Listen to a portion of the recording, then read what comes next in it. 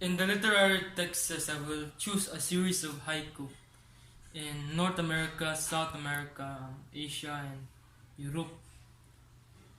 Haiku is chose because such a brief and concise poem can deliver profound and deep messages that represents our life, love, family, and so forth.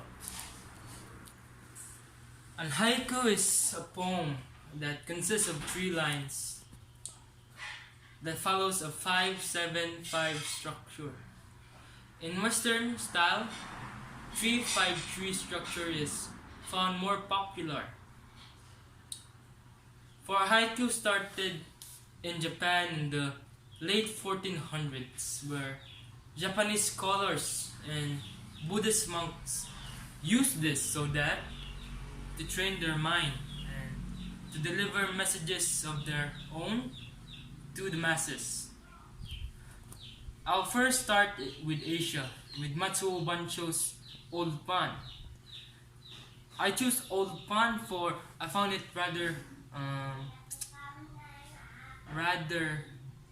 great haiku written by the father of all haiku, Matsuo Bancho, who have written thousands and thousands of haiku and is renowned as the father of haiku. I'll then recite the Old Pan. The Old Pan.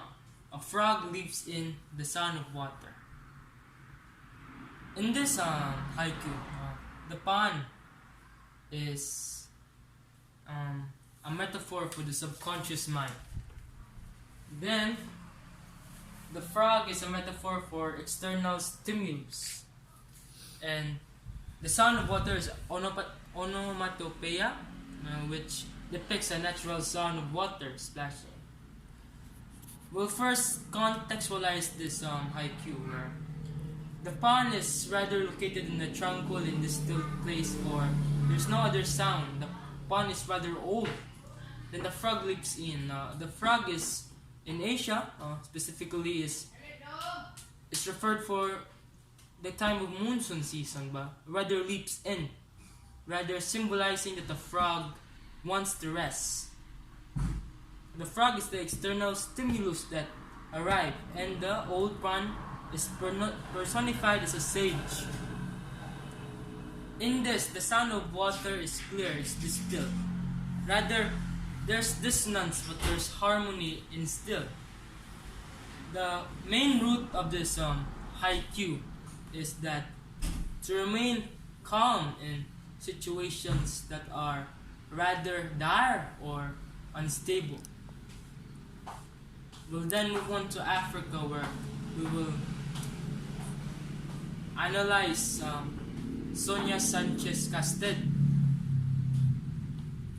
In Sonia Sanchez Casted, it goes on like this: to be lifted in smoke, to be cast in iron, remembering the fire. To be lifted in smoke is symbolizing that many African people has died and lived as slaves. It's also a metonymity to the work they do as slave in iron forgery. Iron is a metonymity to iron chains that symbolize slavery that started in the late 1300s and ended in the 19th century. Remembering the fire is an hook to let the reader raise political consciousness on the happenings in slavery and the discrimination of black people until the present day. The message of this poem is to not judge the people, the ancestors of the whites in Americas or in Brazil, that slavery is their fault, but to not let slavery happen again is their task. To conceptualize this haiku, we must first refer about Sonia Sanchez's descent in black. She's a black person, and she rather found that slavery is rather forgotten by the masses, the black society now, but they should rather still remember it. And the main message of this poem is to raise political consciousness. I'll then move to Europe. We'll then analyze Roadrunner by Les Smith. Roadrunner goes as this: I am at top of the hill, yet I am still the same size. Where at the top of the hill is a metaphor for reaching the pinnacle of, maybe it may be business, maybe it be a sport, whatever it may be. I am still is representing individuality, who you are. The same size refers to even though you reach and claim awards, you are still a father. You still can't escape that. Rather, you should continue to be humble and never forget who you are as a person, and never let success eat your personality. Never let it succumb to your attitude. Never let it control you. It's a profound haiku that its message and in essence is depicted to never let success eat away your emotions and who you really are, but rather stay genuine and be humble. I'll then move on to North America, where Richard Wright, one of the famous American haiku writers, wrote this haiku. Self-Pity by Richard Wright. A sleepless spring night, and yearning for what is never had and what is never was. There's a contradiction in this, for spring is referred to as time would change, yet the persona of the haiku says he can't sleep. Rather, this symbolizes that he is not willing to change, or something is holding him back from changing. And this will then refer to the next two lines of the haiku, where it says that, where it symbolizes opportunities that he never fulfilled and opportunities he never opened.